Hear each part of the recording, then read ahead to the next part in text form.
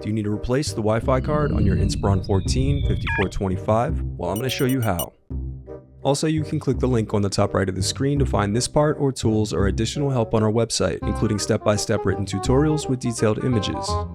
And now let's get into it. First, unscrew and remove the bottom base cover.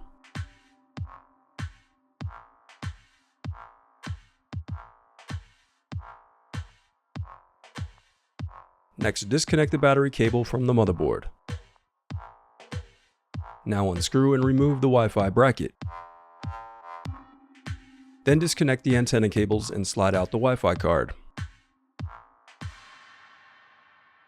The reassembly of your laptop is as simple as following your steps in reverse.